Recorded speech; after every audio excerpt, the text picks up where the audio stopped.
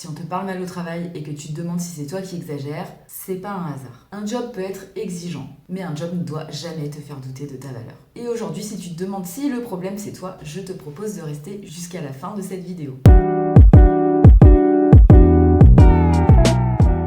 Quand on te parle mal au travail, c'est pas forcément la phrase en elle-même qui fait mal. C'est plutôt ce qui se passe dans ta tête après. Tu te repasses la scène en boucle et tu te demandes si tu aurais pu ou comment tu aurais pu répondre autrement. Tu te demandes si tu as été trop sensible ou si tu as mal compris ce qu'on te disait. Et très souvent, tu finis par conclure que le problème c'est toi. Alors dans cette vidéo, on va faire quelque chose de simple mais d'essentiel. Je vais t'aider à faire la différence entre une communication normale, qui peut être parfois maladroite, ou une vraie violence ordinaire au travail, celle qu'on banalise tellement qu'on finit par la supporter. Et on va faire ça pas pour que je te dise quoi faire en détail, mais simplement pour que tu arrêtes de douter de toi. C'est parti!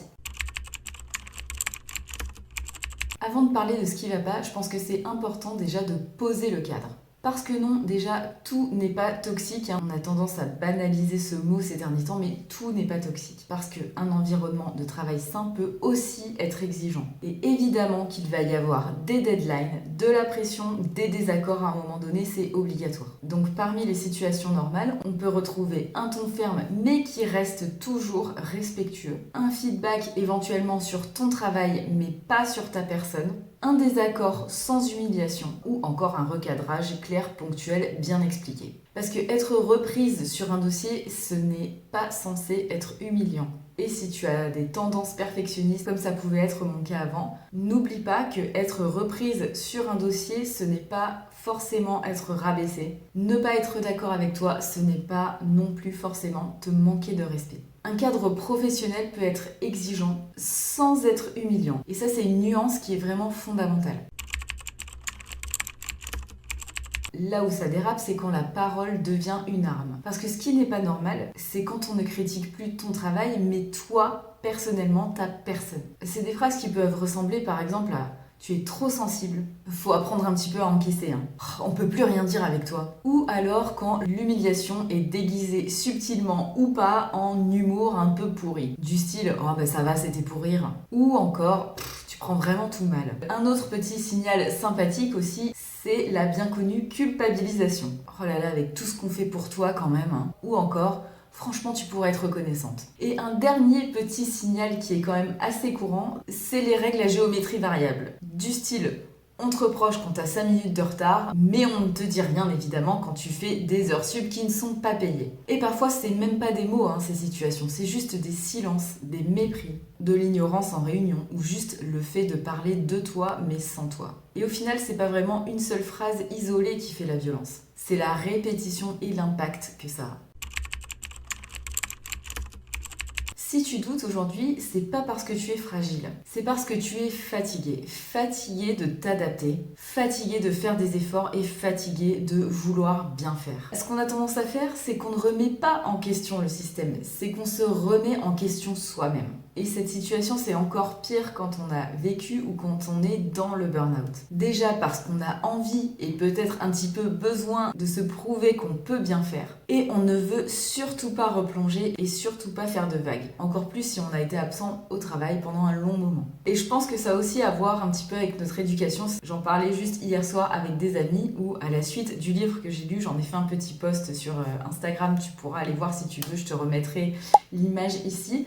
Encore plus quand on est une femme, on a, on va dire, entre guillemets, cette éducation à douter, à remettre en question, à vouloir faire plaisir, à ne surtout pas faire de vagues, justement, comme je le disais. Et ça, c'est quelque chose qui est quand même assez féminin. Je ne sais pas si tu seras d'accord avec moi, on peut en débattre en commentaire. N'hésite pas à me laisser ton avis, ça me fait toujours super plaisir de vous lire.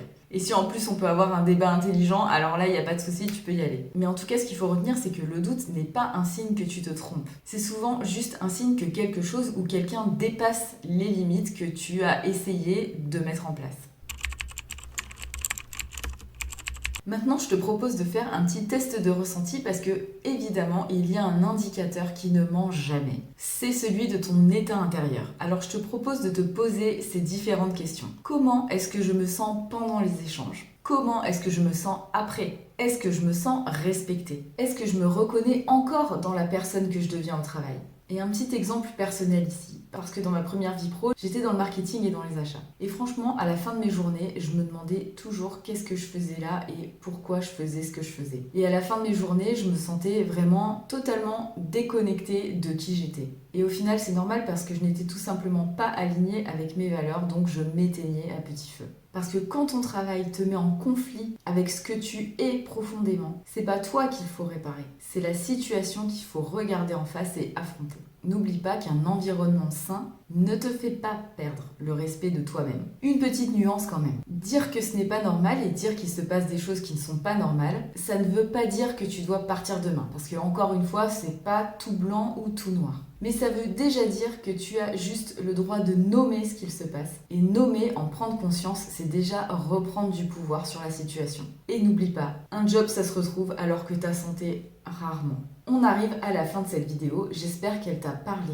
Et en tout cas, si c'est le cas, sache que ce n'est pas parce que tu es trop sensible. C'est parce que quelque chose en toi sait que ta limite a été dépassée. Si tu ressens le besoin de faire le point, de clarifier ta situation et de comprendre ce que tu veux vraiment pour la suite sans t'épuiser, j'ai créé un mini accompagnement en 3 séances seulement pour t'aider à poser ça calmement à ton rythme sans pression. Le lien pour prendre ton rendez-vous et voir si on peut travailler ensemble est juste en dessous. En attendant, je te souhaite une bonne fin de journée et je te dis à la semaine prochaine pour une nouvelle vidéo. Ciao!